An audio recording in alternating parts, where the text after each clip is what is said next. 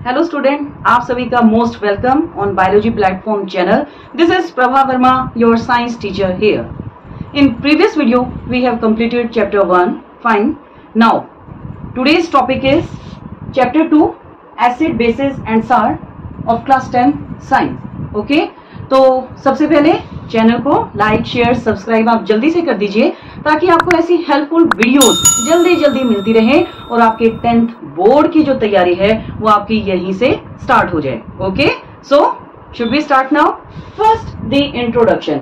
जैसे कि आप चैप्टर का नाम देख रहे हैं, acid, bases and salt.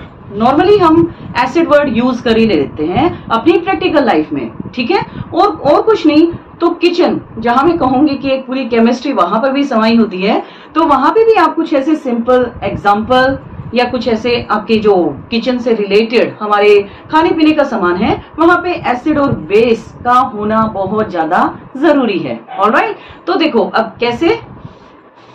We are very much familiar with the sour and bitter taste of the food. अब आप देखो, आपने काफी सारी चीजों को टेस्ट किया है. ओके, खाने पीने की जो हमारी चीजें हैं, कुछ सोर है मतलब खट्टी है, खट्टा है, व्हाटएवर. ओके, और कुछ बिटर है, कड़वी है.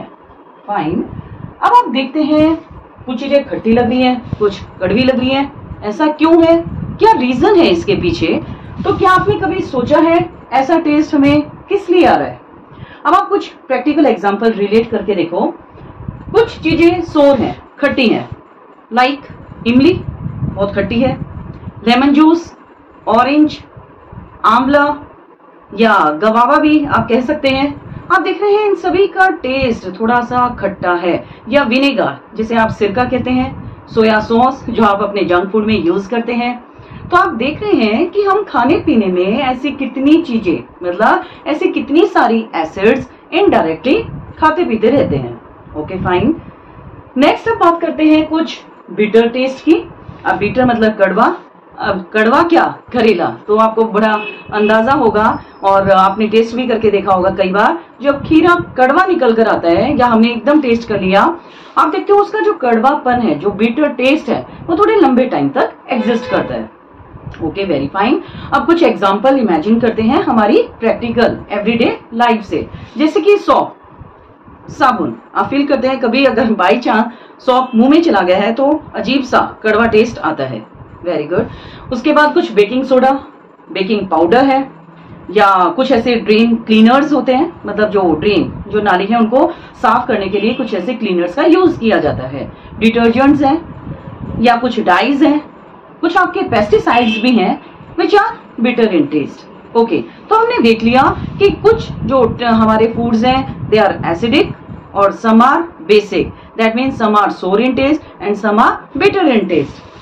So, acidity due to overeating, which remedy will you suggest for this? अब आप कई बार घर में भी देखते होंगे या आपकी खुद की बॉडी के साथ भी कई बार आपने फील किया होगा कि आपको चेस्ट बर्न हो रहा है या अजीब सी आपको, मतलब अगर मैं कहूँ कि मुंह में जो डकार है वो अजीब सी आ रही है.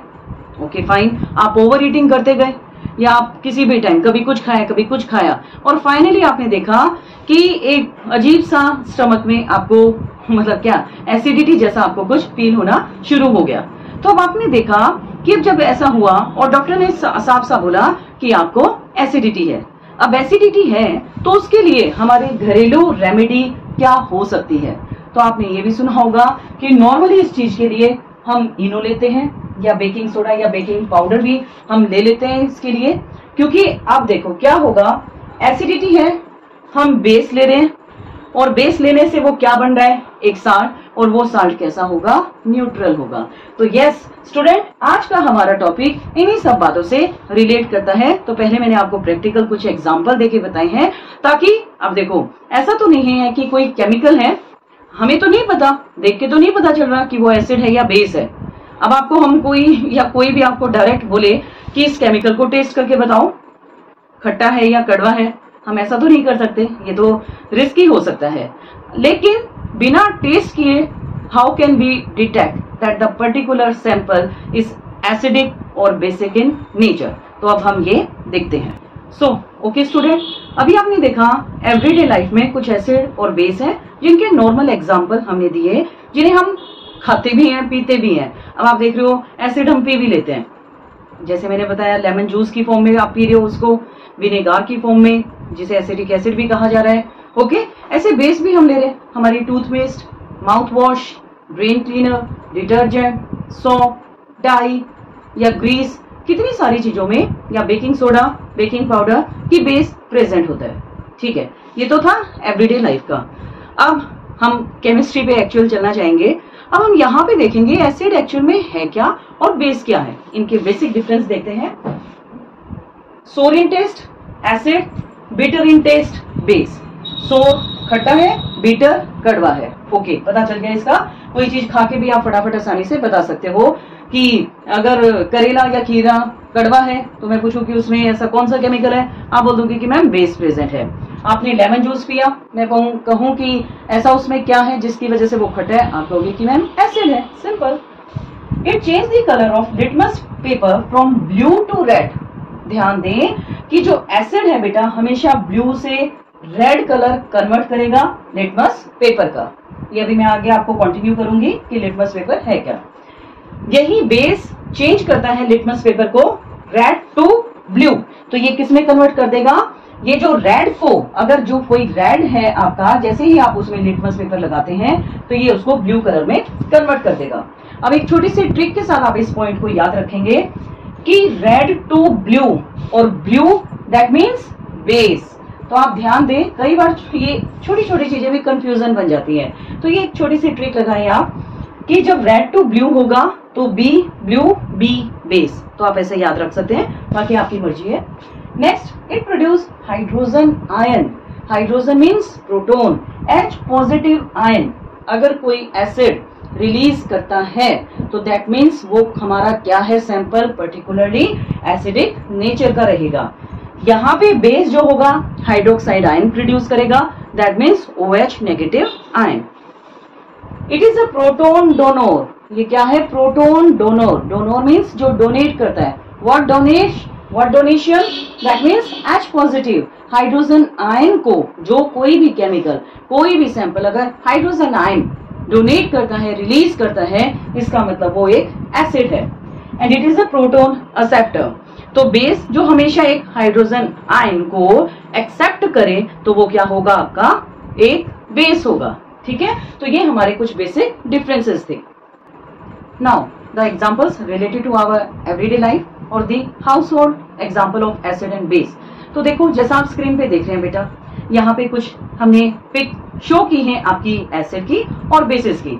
तो देखो एसिड में आप क्या क्या देख रहे हैं यहाँ पे, लाइक विनेगर है, कुछ एप्पल्स हैं, milk, lemon juice, citric acid, vinegar जिसे आप एसिटिक एसिड भी कहते हैं। ओके, तो यहाँ पे कुछ एग्जांपल तो आपको एसिड के नजर आ रहे हैं, ऐसे ही कुछ आपको बेसिस के भी एग्जांपल नजर आ रहे हैं, like what, Eno, soap, detergent, mouthwash, toothpaste. तो ये क्या हुआ, हमारा एग्जाम्पल्स थे related to our everyday life. तो यहाँ पे आप क्या देख रहे हैं, कुछ तो सिर्फ ऐसी ही चीजें हैं जो प्रैक्टिकल लाइफ में हम यूज कर रहे हैं, खा रहे हैं, इनडायरेक्टली उसको हम कैसे ही ले रहे हैं, और कुछ जो है रिलेटेड है आपके केमिकल्स, केमिस्ट्री से। अब जैसे नाइट्रिक एसिड है, सल्फ्यूरिक एसिड, हाइड्रोक्लोरिक एसिड। ठीक है, और ऐसे ही हमने बहुत सारे यहाँ पे आपके बेसिस भी देखे हैं, डाई है, पेस्टिसाइड्स हैं, कुछ फर्टिलाइजर्स भी ऐसी होती हैं जिसमें बेस प्रेजेंट होता है, लुब्रिकेटिंग ग्रीस भी यहाँ पर प्रेजेंट होगा। सो नाउ अब बात करेंगे इंडिकेटर्स की। इंडिकेटर मतलब जो कुछ इंडिकेट करता है, दर्शाता है, समझाता है, हमें बताता है। तो क्या है अब ऐसा इंडिकेटर, ये देखते हैं।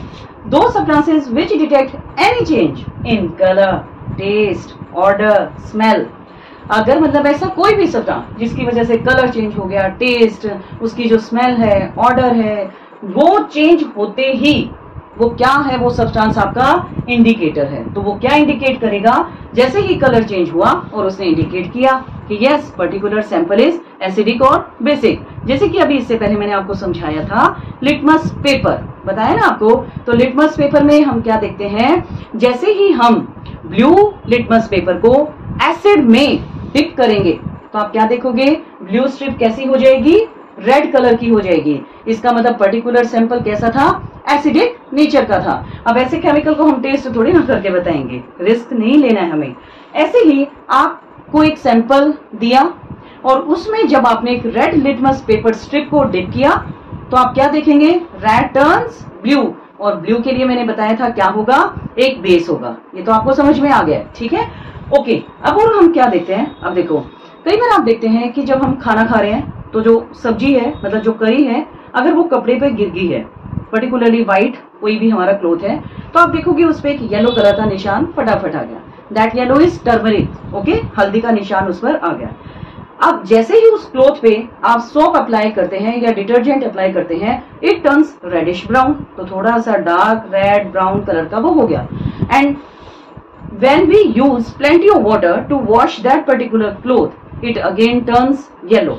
So what does it indicate? It indicates that the particular stain is basic in nature. तो यहाँ से हमें ये भी पता चल जाता है। So now, अब हम ये देखते हैं, बार बार जो लिटमस पेपर की बात कर रहे हैं वो एक्चुअल में है क्या। तो लिटमस सॉल्यूशन बेटा एक पर्पल डाई का नाम है, ओके। ये पर्पल कलर की एक डाई है जो मैंने अभी आपको वीडियोस में दिखा भी चुकी हूँ। It is extracted from lichen. अब लाइकेन क्या होता है, ये एल्गी और फंगस का एक कॉम्बिनेशन होता है, इसे हम लाइकेन कहते हैं। और ये जो है डिवीजन थैलोफाइटा से बिलोंग करता है। ये जस्ट आपकी नॉलेज के लिए है, क्योंकि हो सकता है कि ऐसे ही कुछ आपके एमसीक्यू भी आ सकते हैं, ओके। इंपॉर्टेंट है ये। When solution is neither acidic or basic, its color remains purple. अगर आपका सॉल्यूशन ना तो एसिडिक है ना बेसिक है, इसका मतलब ना एसिडिक है ना बेसिक है, तो इस टाइप के सॉल्यूशन को नॉर्मली हम न्यूट्रल सॉल्यूशन कहते हैं, ओके। तो न्यूट्रल सॉल्यूशन बेटा क्या रहेगा यहाँ पे, जिसका अब कलर पर्पल ही रहेगा, तो वो न्यूट्रल है, ना एसिड और बेस की प्रेजेंस को वो शो नहीं करता। ऑलराइट, तो यहाँ पे आपका जो लिटमस सॉल्यूशन रहेगा एक पर्पल कलर की डाई जो लाइकेन से एक्सट्रैक्ट की जाती है। Now some more example of natural indicators, जिन्हें हम एसिड बेस इंडिकेटर्स भी कह सकते हैं। तो नेचुरल इंडिकेटर की हम बात करेंगे, ऑलराइट। अब जैसे लिटमस जो था वो एक सिंथेटिक इंडिकेटर था, या अभी और भी हम डिस्कस करेंगे। रेड कैबेज लीव्स डायग्राम में आप देख रहे हैं, टर्मरिक हल्दी, hydrangea, then petunia and the geranium, these are some natural indicator और they can simply called as indicators। तो ये भी कुछ जो है कलर चेंजेस को इंडिकेट करते हैं, या इनकी स्मेल को, या कोई भी इनका टेस्ट है। So now there are different types of indicator. Some are synthetic, some are olfactory, some are natural indicator. So this is the synthetic indicator, that means जो एक केमिकल की फॉर्म में प्रेजेंट है। फर्स्ट मिथाइल ऑरेंज, तो methyl orange जो है एक indicator का काम करता है। तो देखो बेटा कैसे करेगा, जब एसिड कोई भी हमारा सैंपल होगा तो उसमें जो इसका कलर आएगा वो कैसा आएगा, पिंकिश रेड, डायग्राम में आपको दिखाई भी दे रहा है। नेक्स्ट बेस येलो कलर, तो अगर आपने मिथाइल ऑरेंज इंडिकेटर यूज किया और अगर कोई बेस है आपका sample, if it turns yellow in colour, then the particular sample is basic nature, and if the sample turns pinkish red, then the particular sample is acidic in nature। तो ये क्या करेगा, फटाफट से आपने देखा कलर चेंज हुआ तो एक डिटेक्शन आ गई, एसिड और बेस का हमें पता चल गया, आपको टेस्ट भी नहीं करना पड़ा। सेकेंड इज फिनोफ्थिलीन, इंपॉर्टेंट है ये आपके, ये एमसीक्यू की फॉर्म में आपसे क्वेश्चन पूछा जा सकता है। कैसे पूछेंगे, जैसे कि आपको बोल दिया जाएगा कि आपने एक इंडिकेटर यूज किया है methyl orange, and what colour it detects when it is tested with acid. तो जब ऐसा होगा तो आपको ऑप्शन दे दिए जाएंगे, colour as pinkish red, yellow और व्हाइट, व्हाटएवर। तो आपका आंसर ये रहना चाहिए। तो फिनोफ्थिलीन में हम क्या देखेंगे, अगर फिनोफ्थिलीन आपने इंडिकेटर यूज किया एक एसिड में, ये कलरलेस, तो इसमें कोई भी कलर चेंज नहीं रहेगा, no change, it will remain as such. And if it is a base, it turns pink in colour, जो आप डायग्राम में भी देख पा रहे हैं। So now the next type is olfactory indicator, olfactory related to smell, odor, ठीक है। अब देखो आप देखते हैं जैसे कि क्लोव, क्लोव मीन्स लौंग, ठीक है ना। तो लौंग है या इलायची है, गार्लिक है, अनियन है, वेनिला है, ये भी एक इंडिकेटर का काम कर सकते हैं। तो देखो फर्स्ट है यहाँ पे vanilla, when it smells in acid it remains the same, अगर एसिडिक रहेगा, and when it is smell in bases no smell can be detected there. तो यहाँ पे आप ये भी आप डिटेक्ट कर सकते हो कि एसिड है या फिर बेस है। सेकेंड है onion, smell in acid, again same, and smell in bases, no smell. अगर ऐसा कुछ है, अगर स्मेल सेम रहती है तो वो एसिड था, और कोई स्मेल वहां पर नहीं आ रही है तो पर्टिकुलर सैंपल जो है बेटा वो बेस रहने वाला है। तो आज की वीडियो में इतना ही। आगे ऐसी ही इंटरेस्टिंग और क्या अमेजिंग वीडियोस के लिए चैनल को लाइक शेयर सब्सक्राइब करना ना भूलें। Thank you, take care, bye.